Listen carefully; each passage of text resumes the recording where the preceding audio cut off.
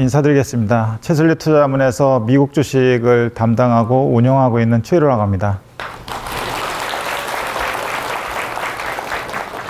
이전에 제가 설명을 할 때 미국 증시 기본에 집중하자, 핵심에 집중하자 이런 타이틀을 많이 했는데 이전하고는 조금 미국 시장이 난이도가 있어졌습니다. 지금은 조금 디테일하게 스터디를 많이 해야 되는 상황이고, 그래서 핵심 중에서도 뭐가 핵심인지를 구별해야 될지를 알아야 되는 시기이기 때문에 그 시기가 지금 AI 인프라에 집중해야 되는 시기라고 생각을 하고 있고요. 계속해서 그쪽에 포트폴리오 운용을 조금 더 집중을 하고 있는 상황입니다. 이게 매니저는 무엇보다도 이제 성과로 얘기를 해줘야 되는데, 여러분들이 돈을 어디에 맡기거나 아니면 자기 자산을 굴리거나 할 때 항상 자문자답을 해봐야 될 것이 내가 지금 어떻게 하고 있고 어떻게 할 것이고, 그리고 그것에 대한 근거는 무엇이고, 이런 것들을 계속 자문자답을 해봐야 됩니다. 그래서 지금 뭐가 잘못되고 있지, 뭘 고쳐야 되지, 이런 것들을 계속 생각을 하면서 계속해서 리밸런싱을 해 나가야 되는데, 지난 3년간은 그렇게 리밸런싱 할 거리가 없었습니다. 왜냐하면 빅테크나 M7 이거 계속 들고 있으면 엔비디아 3년에 10배, 팔란티어 3년에 10배 이렇게 나는 구간이었는데, 올해 들어서 1, 2월에 조금 시장이 어려워졌었습니다. 그래서 제가 모닝브리핑 때 상당히 고전하고 있다라는 말씀들을 많이 드렸는데, 2월 중순경에 이따 보시면 아시겠지만 대대적인 좀 판을 다시 짜는 리밸런싱을 시도를 했고요. 그것이 조금 잘 맞아 들어가는 것 같습니다. 미국 시장의 전반적인 지수 상태는 그렇게 좋지는 않습니다. 보시면 S&P 500이 한 8.8% 정도 올해 올랐거든요. 기껏해 9% 정도 올랐는데, 미국 시총 상위 종목들의 상태가 굉장히 엇갈리고, 또 초대형주가 올라가던 예전하고는 달리 올해는 굉장히 차별화를 보이고 있기 때문에 종목을 잘 선별해야 되는 시기고요. 지수별로도 상당히 차별화가 있는데 필반 지수가 상당히 강한 모습을 보이고 있기 때문에 올해는 필반 지수를 기준으로 해서 개인적으로 투자를 하고 있으시다면은 계속해서 운용을 해 나가시는 게 유리하지 않을까 싶습니다. 그래서 미국 시장의 내부적인 환경은 그렇게 썩 좋지는 않습니다. 고유가, 고물가, 고금리 이렇게 되고 있거든요. 근데 그것이 일어나된 배경은 미 이란 전쟁에 위해서인데, 이 지점에서 조금 엇갈립니다. 저 같은 경우는 미 이란이 계속 시간을 끌어봐야 서로한테 득이 될 게 없기 때문에 점차 이슈는 좀 완화될 거라고 생각을 하고 있고, 여기에서 금리가 추세적으로 올라가거나 유가가 추세적으로 올라가는 것은 좀 제한적이라고 생각을 하고 있습니다. 그래서 이번에도 한 2주 동안 미국 시장이 좀 조정을 받았었거든요. 이전에 조정을 받았던 양상이 금리 때문이었는데, 그 금리가 올라가는 요인 자체가 이번에는 좀 달랐던 것 같습니다. 그래서 저는 이번에 좀 전에 말씀드렸듯이 물가나 금리 이런 것들이 좀 상승이 제한적일 거라고 봐서 오히려 좀 적극적으로 대응을 했고, 이전에 22년에 파월 의장이 굉장히 공격적인 금리 인상으로 인해서 시장 금리가 많이 올라가던 때는 굉장히 무서웠고, 뭐가 됐든 간에 주식시장이 좀 잘 안 된 상황이었다면 지금은 그런 상황은 아니었고, 오히려 지나고 보니까 매수 기회였고 복원력이 굉장히 빨랐다, 이렇게 보시면 될 것 같습니다. 그래서 한 5대 지수, 대표적인 지수를 보면 거의 다 신고가 경신하려고 하는 그런 추세를 보이고 있습니다. 글로벌 펀드 매니저들의 상태도 지금 조금 업돼 있는데, 업돼 있기 때문에 이걸 역발상으로 해서 팔아야 된다라는 의견이 있을 수 있지만, 저는 그 의견에 동의하진 않고요. 현금 비중이 지금 많이 축소가 되어 있습니다. 그럼 현금 비중을 어디에 쓰느냐면, 얘네들이 주식을 사는 데 쓰고, 미국 자산을 사는 데 쓰고, 또 테크 주식을 사는 데 씁니다. 그래서 영국 비중을 줄이고, 채권 비중을 줄이고, 현금 비중을 줄이고 있습니다. 그래서 매니저들의 스탠스도 굉장히 지금 공격적으로 가고 있다라고 보시면 될 것 같습니다. 매니저들 그러면은 미국 그리고 테크 주식을 살 때 그 중에서도 뭐 테크도 여러 가지가 있을 텐데 반도체를 상당히 많이 비중 있게 매수를 하고 있고요. 그에 비해서 M7도 조금 있는데 상대적으로 좀 미미한 편입니다. 이렇게 공격적으로 사는 근거가 뭘까? 결국 그 사람들이 뭐 바보가 아닌 이상 어떤 펀더멘털에 의한 근거를 가지고 있을 텐데 결국은 이익 추정치거든요. 이익 추정치 중에서도 뭐를 봐야 되나? 그 각도와 속도가 굉장히 중요한데 S&P 500이나 필반 지수, 나스닥 보시면은 이 빨간 선이 이제 필반 지수인데 이 각도 자체가 예사롭지 않습니다. 이따 보시겠지만 필반 지수에 속해 있는 주요 종목들의 올해 이익 추정치 자체가 뭐 두 자릿수, 세 자릿수, 네 자릿수까지 이렇게 상승하는 종목들이 있기 때문에 그 모멘텀이 여전히 살아있다고 생각을 하고 있고 지속되리라고 보고 있는 것 같습니다. 그렇기 때문에 반도체 집중적으로 배팅을 하고 있는 것 같고요. 그에 비해서 지수는 신고가를 달리고 있지만 여기 보시면 나스닥이나 필반지수, S&P 500의 밸류에이션은 예전에 고점을 찍었던 거 대비해서는 지금 낮아 있습니다. 그것이 의미하는 바는 지수 상승률보다 이익의 추정치 상향이 훨씬 더 가파르다는 겁니다. 이 지점을 분명히 짚고 가시면 좋을 것 같습니다. 그래서 이 장이 끝날 때는 이익 추정치 상향 조정이 마무리되거나 아니면 꺾이거나 이럴 때 아마 급격한 조정을 받게 될 것 같습니다. 그런데 아직까지는 그런 조짐이 나타나고 있지는 않은 것 같습니다. 조정 요인이 언제든 나올 수 있는 환경인데 그 하나 예를 들면 이제 지금 미국의 신용잔고가 역대 최대입니다. 역대 최대라고 하면 이제 얼마가 될지 좀 감이 안 잡히실 텐데 1.3조 달러 정도가 신용잔고로 잡혀 있고요. 지수가 올라가면서 신용잔고가 같이 올라가는 거는 당연한데 미국의 지금 시가총액이 한 64조 달러 정도 되거든요. 그 시가총액 대비 한 2%인데 전에 한 1%대 후반에서 지금 2%대까지 올라와 있기 때문에 이번처럼 금리나 물가나 유가나 이런 외부 변수가 시장을 흔들어 놓게 되면은 이 신용잔고 청산으로 인해서 시장의 변동성이 생각보다 커질 수가 있습니다. 그러면은 그때의 대응이 중요한데 펀더멘탈에 변화가 없다면 그 변동성을 이용하고 그때 매수 시점으로 분할 매수 관점으로 대응하고 주식을 꽉 가지고 있다면 핵심 종목을 갖고 있다면 그 조정이 얼마 크지 않을 거라고 생각을 하고 그냥 버티면 된다고 생각을 합니다. 만약 그때 비핵심 종목을 가지고 있다면 비핵심 종목을 처분하고 핵심 종목으로 갈아타는 전략도 유효하다고 생각을 합니다. 이 심리 자체도 지금 좀 업돼 있어요. 우리나라 그 투자자분들 이제 그 주식에 관심을 슬슬 갖기 시작하는데 CNN FN에서 나오는 Fear and Greed 인덱스가 있는데 지금 그리드 영역 탐욕 구간이고 사람들이 어느 정도 좀 흥분돼 있다는 걸 의미하고요. 그래서 이걸 또 역발상으로 어떤 기관에서는 탐욕 구간이기 때문에 주식을 팔아야 된다. 사람들이 욕심을 낼 때 주식을 팔고 사람들이 두려워할 때 주식을 사야 된다는 격언도 있듯이 그렇게 접근하는 기관들도 있는데 사실은 이 Fear and Greed 인덱스는 탐욕 구간보다도 극단적인 공포 구간에서 더 잘 맞습니다.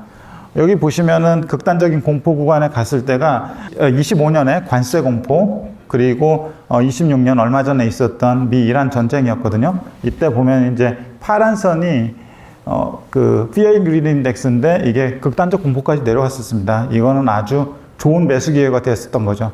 근데 역으로 탐욕 구간에서는 한참 탐욕 구간에 머물다가 빠진 경우가 많기 때문에 잘 들어맞지 않습니다. 그래서 나중에 외부 변수로 인해서 저 지표가 Fear and Greed 인덱스가 굉장히 극단적인 공포까지 갔다. 이러면은 매수 준비를 하시면 좋을 것 같습니다. 최근에 프라이빗 크레딧 그래서 이제 그 AI 소프트웨어 기업들이 빚을 내 가지고 투자를 하는 케이스들을 시장에서 상당히 우려스러운 시각으로 보고 있는데 하이힐드 스프레드는 아주 부실한 기업들이 자금을 조달할 때 내야 되는 가산금리입니다. 이 가산금리가 왜 중요하냐면 25년 관세 공포나 26년 얼마 전에 있었던 미 이란 전쟁 때, 이런 때는 자금이 경색되기 때문에 그 가상금리가 올라가거든요. 근데 어떤 영역에서 만약에 크래시가 생겼다면, 펀더멘탈, 그러니까 신용의 문제가 생겼다면, 이 하이힐드 스프레드는 올라가게 돼 있습니다. 근데 지금은 아주 안정적으로 가고 있기 때문에, 크레딧 관련해서 이슈는 일단은 계속 관찰은 해야 되겠지만 심각한 상황은 아니다, 이렇게 판단을 하고 있습니다. 그러면은 알겠는데, 그러면은 펀드 또 계좌 운용을 어떻게 해왔냐, 이렇게 좀 복기를 좀 하는 시간을 가지면요, 지난해 11월 25일에 제가 이 자리에 섰을 때 포트의 상당 부분이 이렇게 구성되어 있었습니다. 왜냐하면 그 당시는 AI 소프트웨어하고 AI 하드웨어, 인프라 또는 금융, 건강관리 이렇게 좀 분산해서 가져가는 게 저한테는 유효하다고 생각을 했었습니다. 그리고 지금은 사실 이 중에서 마이크론 테크놀로지 하나만 빼놓고 포트를 다 변경을 했습니다. 그렇게 변경한 이유는 올해 1, 2월 달에 시장이 상당히 좀 난이도가 높았고, 그때 당시에 조금씩 그래도 상대적인 성과가 좋았던 것은 AI 인프라 또 반도체 부분이었기 때문에 2월, 3월에 상당히 좀 고민을 많이 했었는데, 아예 이참에 좀 판을 바꾸는 게 맞겠다. 내가 생각한 게 뭔가가 좀 잘못되고 있는 것 같다라고 생각을 해서 아예 판을 다시 짜는 그런 작업을 했습니다. 그래서 2월, 3월 혹시 일임 계좌 가지고 계셨던 분들은 매매가 굉장히 현란하게 일어났었다는 것을 관찰하실 수 있을 것 같습니다.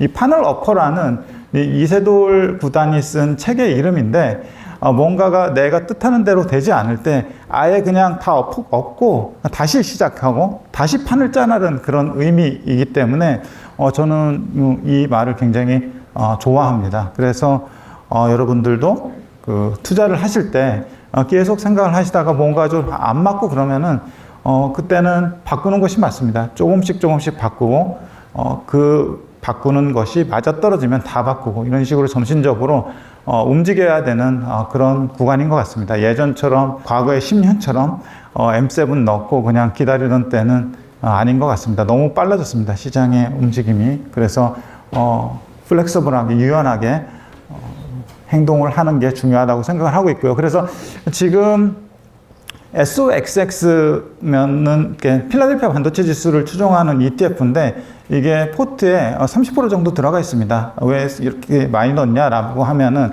30종목으로 이루어졌는데, CPU나 GPU나 메모리나 네트워크나 또 관련된 장비, 밸류체인이 굉장히 훌륭하게 되어 있고, 이따 보시면 알겠지만 다 글로벌 대장주들입니다, 각 분야에서. 그래서 잃을 것이 없다고 생각을 해서 이쪽이 만약에 추세적으로 움직인다면 비중을 좀 많이 가져가자 해서 30% 정도 넣었고요.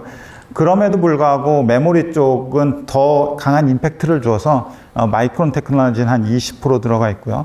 샌디스크는 한 10% 들어가 있습니다. 그래서 반도체 플러스 거기에서 메모리 쪽에 더 집중하는 포트라고 보시면 될 것 같고, 그리고 메모리 하면 또 우리나라 삼성전자, SK하이닉스를 안 가지고 갈 수 없잖아요. 좀 아쉬운데 그 라운드에서 나온 D램이라는 ETF에 전자닉스가 25% 들어있습니다. 그래서 그때 한 3월 말 정도에 공격적으로 편입을 했고요.